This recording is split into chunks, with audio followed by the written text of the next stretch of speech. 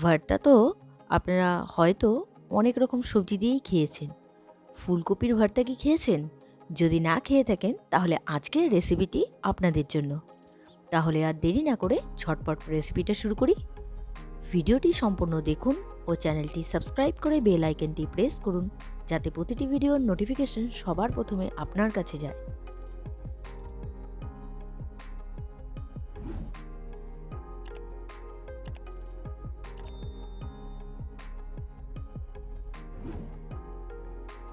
আমি ফুলকপির ভর্তা বানাবো, সেজন্য লাগবে ফুলকপি। আমি ফুলকপি ছোট ছোট করে কেটে নিয়েছি।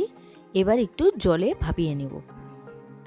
গ্যাস অন করে কড়াই বসিয়ে দিয়েছি, কড়াইতে জল দিয়ে দিয়েছি আর ফুলকপিটা আমি দিয়ে দিচ্ছি, ছোট ছোট করে কেটে নেওয়া ফুলকপি। আর এর মধ্যে দিয়ে দিচ্ছি রসুন আর কাঁচা লঙ্কা। আর এর মধ্যে দিয়ে দিব নুন আর হলুদ গুঁড়ো।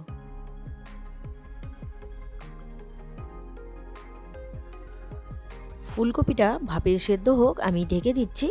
কিছুক্ষণ পর আমি নামিয়ে নিয়েছি আর মিক্সির বাটির মধ্যে নামিয়ে নিয়েছি। এবার একটু ব্লেন্ড করে নেব। ব্লেন্ড হয়ে গিয়েছে, এবার কিন্তু ভাজতে হবে। কড়াই বসিয়ে দিয়েছি, কড়াইতে দিয়ে দিচ্ছি সর্ষের তেল। তেল গরম হয়ে গেলে আমি এর মধ্যে দিয়ে দিচ্ছি গোটা শুকনো লঙ্কা। শুকনো লঙ্কাটা একটু ভেজে নিতে হবে। শুকনো লঙ্কা থেকে সুন্দর গন্ধ বেরিয়ে গেছে। এবার দিয়ে দিলাম কালো জিরে। কালো জিরে একটু নাড়াচাড়া করে দিলাম। কালো জিরে থেকেও সুন্দর গন্ধ বেরিয়ে গেছে। এবার দিয়ে দেব পেস্ট বানিয়ে রেখেছি যে ফুলকপির, সেটাই দিয়ে দেব।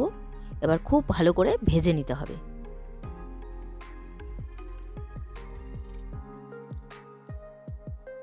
ফুলকপির ভর্তাটা বানানো হচ্ছে, মানে ভেজে নেওয়া হচ্ছে। খুব ভালো করে ভেজে নিতে হবে। গ্যাসের ফ্লেমটা বাড়িয়ে দেওয়া আছে। দেখুন কড়াই থেকে আস্তে আস্তে ছেড়ে দিচ্ছে আর এক জায়গায় দলা পেকে যাচ্ছে। একটু একটু করে কড়াইতে লাগতে শুরু করে দিয়েছে। মানে ভর্তাটা আমার হয়েই এসছে। ভর্তাটা আমার তৈরি হয়ে গিয়েছে। আমি গ্যাসটা অফ করে দিচ্ছি, তারপর আমি সার্ভ করছি। তৈরি হয়ে গেল আজকের রেসিপি ফুলকপির ভর্তা। আজকের এই রেসিপিটি আপনাদের কেমন লেগেছে অবশ্যই কমেন্ট করে জানাবেন।